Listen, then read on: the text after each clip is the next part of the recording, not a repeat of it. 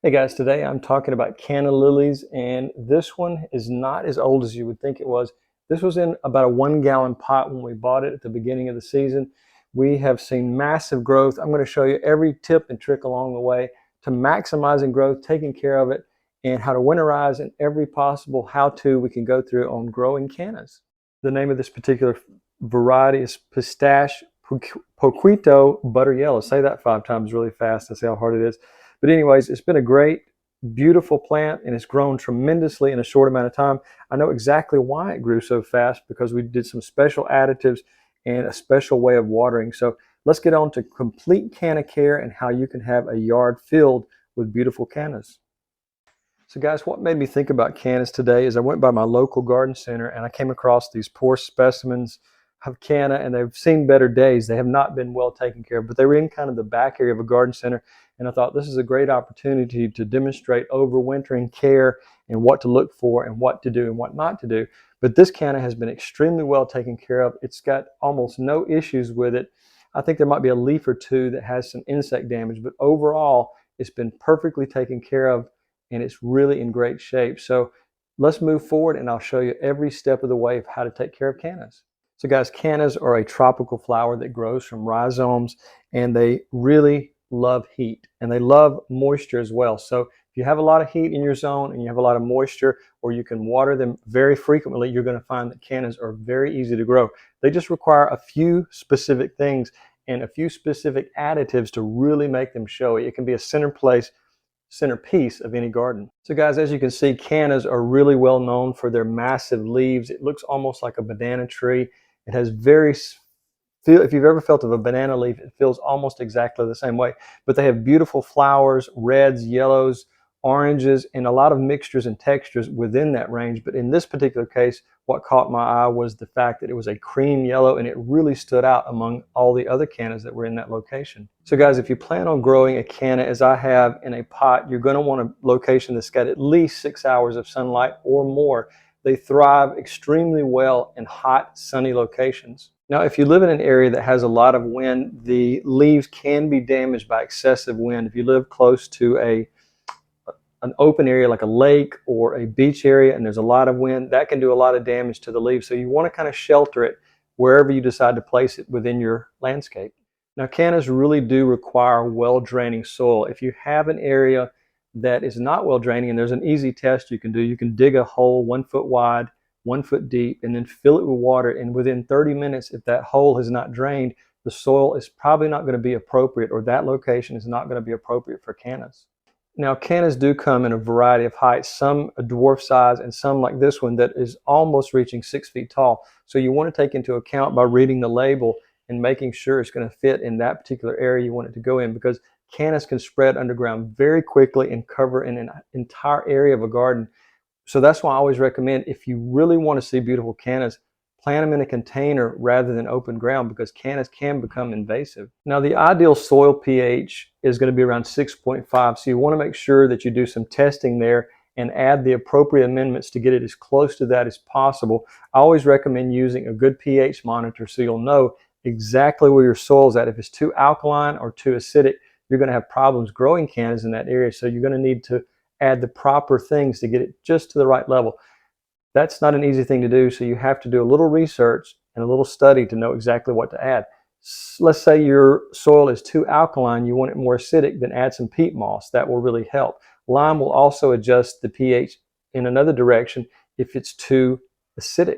Now, if your soil is too alkaline, you can use sulfur to bring down the pH of your soil to that perfect place of 6.5. Now, I'll give you my personal soil recipe that I use for cannas. It's a 1/3, 1/3, 1/3 mixture, and then top it with some worm castings, and that can make a huge difference because it acts as a slow release fertilizer and adds a lot of microbial activity to the soil. But anyways, the 1/3, 1/3, 1/3 is 1/3 homemade potting mix, and I'll link that up above exactly how I make that. 1/3 peat moss and 1/3 perlite. So that allows for acidity, a well-draining soil, and a really inexpensive soil. You can save like 75% off of making your own premium potting mix over buying the premium at the big box store. If you opt to not putting your cannas in containers and you want to put them in open ground, just remember that cannas need really loose soil. So you're going to want to take a pick or possibly a tiller and rototill that soil until it's really loose, because these rhizomes are going to need a lot of room to expand. And if your soil is like mine and it's rock hard, it's going to need to be broken up and have some amendments added to it, specifically the ones I just mentioned for my homemade potting mix for the container for Canna. Now, if you're buying Cannas as a bare rhizome, you want to plant those in the springtime after the chance of frost has passed. You don't want to plant in the soil if there's an upcoming chance of frost. And you can get your latest frost date by going to weather.gov and entering in your zip code, and that'll tell you the estimated first and last frost date of your zone. But just remember, when you do put those rhizomes in the ground, you want to lay them horizontally with the eyes pointing up. The eyes are going to be kind of like a little horn you might see, and it's kind of a light white or maybe just a light green color. Just remember, those need to be pointing up, and that means your roots should be pointing down. So guys, cannas really spread quickly underground through their rhizomes. So you want to plant these about 1.5 to 2 feet apart. If you were planting in this container, you might only put 2, and that's a pretty good size container too. It's maybe 25 gallons, but you want to put them 1.5 to 2 feet apart. So this would probably only hold 2 rhizomes, but in open ground, you want to do the same thing, 1.5 to 2 feet apart, because as you can see, this individual rhizome that came up has really filled this pot out. So guys, whether you're planting in a container or open ground, once your rhizome is in the ground, you want to cover it with soil, press down to remove any air pockets, and then do a very thorough watering. You want to really give it that first dose of water as a real soaking. So guys, cannas need consistent moisture. They are from a tropical environment, and you're going to have to water them about 3 times a week. But one of the secrets that I mentioned early in the video is this canna was watered up to 3 times per day with an automatic watering system. Now, if you don't have an irrigation system, there's an alternative. You can take some of this hose, this Mr. Landscaper hose, attach these small plastic watering devices. It's just a little thing you can put in each container or open ground, then attach it to the base of a 5-gallon bucket. Now, you're going to have to drill a hole in the 5-gallon bucket, but carefully insert this where it's an extremely tight fit. You may have to put some silicone to prevent it from leaking. Then fill the 5-gallon bucket and then allow this to water your plants just over a period of days. And you may only have to fill your bucket once or twice a week, especially when you can cut these down to where it's just a very slow drip. Now, one thing I always recommend is mulching around the base of any type of plant that you planted to help conserve moisture. And this is one of my favorite products. I don't want to make too much noise here, but this is a very, very finely shredded pine bark mulch. Now, you could use pine straw, regular hay, whatever. Make sure the hay is organic and hasn't been sprayed with a herbicide. But anyways, this is one of the things I always use in pots. Is at the Lowe's big box store, it's sold as soil conditioner. I haven't seen it at the Home Depot location, so maybe it's only sold at Lowe's, but it's just basically very finely shredded pine bark, and it will decompose, add a little bit of acidity to the soil, and really help the canna survive by holding in that moisture. Now, as the fall approaches and the winter months are coming in, you want to reduce your watering, and that's pretty much with all plants that you're growing in your yard. Just reduce the watering over a period of days. Now, one thing I wanted to talk about is blooms, and one way to really increase your bloom cycle on these plants is increasing your phosphorus, NPK. Phosphorus is one of the keys to creating lots of blooms. Yes, nitrogen is important for leaf growth, but if you want to really help root production or rhizome production and flowering, then go with a high potassium product. Now, this is bone meal. You can use that. That's an all organic option you can do.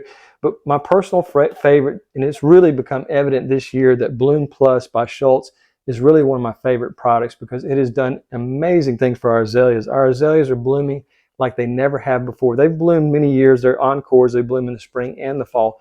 But these have really bloomed all summer long because of the Bloom Plus.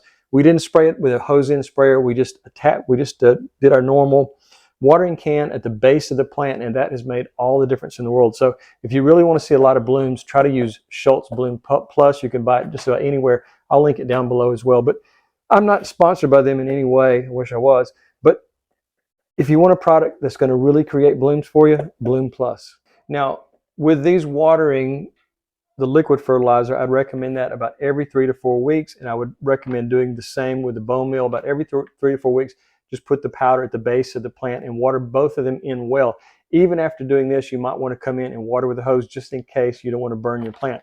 But in between the regular fertilization, I would recommend putting in a slow release fertilizer, well-balanced, slow-release fertilizer, and that will provide the plant with fertilizer as it grows, and then you can hit it with a high phosphorus fertilizer that will really boost those flowers, and you'll see an amazing difference. So one thing I will tell you is that staking can become an absolute necessity once you start getting a lot of blooms and the stalks become heavier. So just remember, maybe a piece of bamboo, a stick, and just gently tie it. Use some tomato clips if they're not too small, and make sure that the plant has a little bit of stability because of that, because they will fall over. In past years when I've grown in open ground, that was a pretty common thing after a heavy rain. Now, if you want to encourage new flower production as fast as possible, you're going to want to cut the flowers as soon as they stop blooming, and you just go to the base where it's coming out of the stalk and cut it like that, and that will encourage new flower growth very quickly. But just remember, you can take if you don't do this, there's one thing that the canna will do. It'll start putting energy into producing seeds. So just remember, by removing the flower stalks as soon as they've gotten through blooming, you can assure yourself of seeing new flowers faster. Now, one thing I will say about pruning away the spent flower stems is if you're wanting to grow canna from seed, you'll want to leave this on the plant and not cut it away, and just wait for this area right here to turn brown, because this is where seeds will develop in here. Now, not all cannas will produce seeds. Some of them might be sterile, but if you see this right here, you're probably going to have seeds if you're just patient enough to wait. Then you can cut it once it turns brown and look inside, and you're going to find a dark colored seed. So if that's your goal, is collecting seeds from cannas, this is a great way to do it. I'm planning on doing rhizome splitting next spring, so just remember, if you're wanting seeds, look for this. Now, if your cannas throughout the summer are becoming a little bit too tall and leggy, you can prune some of the shoots back to the ground, and that will encourage a little bit more of a bushy growth. So just remember, if you don't like the leggy, really tall look, cut them back to the ground, and that will really help.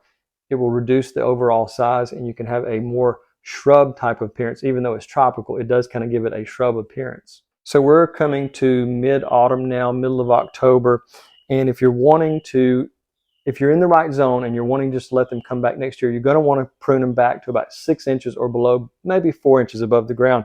Make sure you use extra sharp pruners, and also disinfect them before you do the pruning. I usually use Listerine or its generic equivalent. Sorry, there's a bird going crazy. But anyways, that's one important thing to do. If you live in the right zone where you can allow them to go through the winter and then come back as a perennial next year, they're going to start looking terrible after that first frost. You're going to see more and more browning, and it's just going to look like a dead plant. So just prune it back to about 4 to 6 inches above the ground. Now, aphids and caterpillars can sometimes be a problem, and there's been a couple on this. I've noticed a couple of leaves have a couple of holes, and I did treat it earlier in the year. I'll link a recipe that I've got to an all-natural organic solution for aphids and other insects like that, and it works really great, and you don't have to worry about using a harmful pesticide. Also, if you're having any fungal issues, I have another recipe for that. It involves H2O2, which is hydrogen peroxide. I'll link that as well. But I've made entire videos about both of those, so you can just take a peek at them and see if any one of those appeal to you if you want to go the organic route. Now, as you can see, there's a lot of dead and maybe even diseased leaves on these, so I want to remove that and discard them, put them in the trash or put them in the compost bin. And that's one thing that's really important that you do. Also, if you're using the same pot year after year for different rhizomes, you may want to make sure you clean it out again with the Listerine and kind of do a rotation of the pots themselves, where you're not always putting the same plant back into the same pot, and that could help cut back or reduce or even eliminate any possible diseases that might be in those pots. So guys, I'm going to take one of our gallon-sized cannas that we purchased today. I'm going to dig it up and show you how to clean the rhizome and how to prepare it for overwintering for next spring. Okay guys, we're going to carefully remove it from its pot. And even though we're a month away from our first frost, we're just going to imagine, for the sake of the video, that we're past our first frost and maybe there's been some damage to the canna and it's ready to go into storage. So we're just going to carefully remove the soil. And I'm going to get down to the rhizome. I'm just going to break the soil away until we can get to that rhizome. Just slowly work our way to the inside there. And we're going to want to cut it about 4 inches above there. And it looks like this one had really been neglected at the garden center, so it will be very happy in its home next year. So it will be well taken care of. And let's see what we got there. We're going to probably have to take it outside and do a little bit of washing as well, because we want to remove as much of the soil as possible. And I'm just going to continue to remove soil until we can see the rhizome clearly. Got a lot of roots here, but no rhizome yet. So we're just going to keep working our way to the inside of that plant. Now I'm going to show you the rhizome after I've washed it off. We've gotten most of the soil away, and you're going to need to do that as well. This is your rhizome right here. I'm hoping this is in camera view right there. I'm trying to get plenty of light on it. But that's your rhizome. This was only a 1 gallon size, so it might have been started just at the beginning or middle of summer this year. So it's still pretty small. We're going to prune the roots away from the outer edges, and then we're going to make sure we allow it to dry before we put it into our storage bag. Now, the ideal storage bag would be something like a paper lunch sack. I don't have one handy, so I am going to use a a plastic bag. But what I'm going to say about that is you want to make sure that you allow it to dry. Now let's suppose we let it sit out for an entire day. We've allowed it to dry out, and then we place it in the bag. We also want to put a little bit of that soil conditioner or peat moss, maybe a handful, in the bag with it. That'll help draw out some moisture as well. But in addition to that, I'm going to cut a small cut out of the edge of the bag just to allow any excess moisture to escape. What we don't want there to be too much moisture in this bag over the winter, because that will probably be a perfect environment for mold to happen, and your rhizome will most likely rot. So remember, dry it, make sure you put the peat moss in, and then cut maybe just a small, I'm sorry I'm repeating myself, but cut a small sliver out of the bag to allow the moisture to escape. During the winter months, you're going to want to periodically check this for any type of rot or mold growing in the bag, and you might hit it with a spritz of 1 tablespoon per gallon of hydrogen peroxide, and that will slow down any mold and hopefully eliminate it from inside your bag. But just remember, if that happens, you might want to take it out and rinse it off and make sure that there's no diseases or anything like that happening. You just want it to survive the winter. Now, this plant has many nodes on it, I'm sure, because it's grown so well. This one's too small to divide, but if you want to propagate them, you want to take the rhizome and cut away and leave at least 2 or 3 nodes on each one, and then you can divide that rhizome into multiple plants. But just remember, if they're really small like this, you're probably not going to be able to divide them.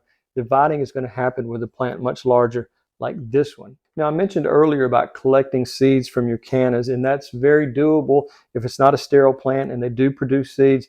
You take those seeds and soak them for 24 to 48 hours, and then you can plant them. But just remember, they need that soaking period to soften up the outer shell and to allow the new seedling to start. Now, if you live in zone 8 or above, you're going to probably have no problem allowing them to stay outside. You still may need to cut them back to the ground if you're getting some cold weather. But in my zone, 7A, is kind of a transitional zone there. So most years I've left them in the ground with no problems, and they came back year after year. But if you're in zone below 7A, 6, and so on down the line, just remember, you're probably going to have to overwinter and do this process right here to make sure they survive, and then you can replant them in the spring. Now, cannas can get really large and can spread quite a bit. This one would be a little bit difficult on an apartment balcony or something like that. So you might want to consider a dwarf variety if you're wanting to grow, let's say, on a balcony, a patio, or a small area where you have a limited amount of space. So just remember, look for those dwarf varieties rather than the ones that are going to get 5, 6, and even 7 feet tall over in just one growing season. Now, this last summer, we had some extremely hot days where it was 110 degrees, which is really unusual for our zone. But that does happen, and if it does, you want to make sure you add extra mulch to the base of the soil to conserve moisture. And also, if you have any type of shade fabric, you might want to put it on there just for a few days during those extreme heat events. That will prevent leaf browning and wilting, and probably in some cases might actually save your canna from death. Now, one final note about heat waves and cannas is if there is a heat wave coming through and you're scheduled to fertilize, avoid fertilizing during that time and just wait till the heat wave passes, because that in itself can do damage to the canna by fertilizing during an event like that. So let's suppose it's the end of winter and it's getting close to time for planting your rhizome in the ground. You want to start those indoors in the same size pot or slightly larger and allow the growth process to start. Once you see growth coming out, you see some leaves forming, then you want to take it outside for about an hour to 2 hours a day. Granted, if there's no freezing temperatures, and allow it to acclimate itself to that outdoor temperature, wind, and light. But remember, just an hour to 2 hours a day, and slowly increase that over a week until it becomes acclimated to the outside conditions. So guys, I want to go through some common issues that you're going to encounter with cannas. One is yellowing leaves. If you see a lot of yellowing leaves, it could be an indicator of either too much water or not enough water, and that's where a water meter will come in handy and let you know what's going on below the soil. It also could indicate a nutritional deficiency as well. Now, stunted growth, if you're not growing a dwarf variety and you have a full-size variety and it's not growing to its proper height or at least quickly as you think it should, then it could be a symptom of overcrowding. If you've got too many rhizomes in a pot or too close together in the ground, it could be too much competition for moisture and source of nutrition. So just remember that 1.5 to 2 foot spacing rule is really important.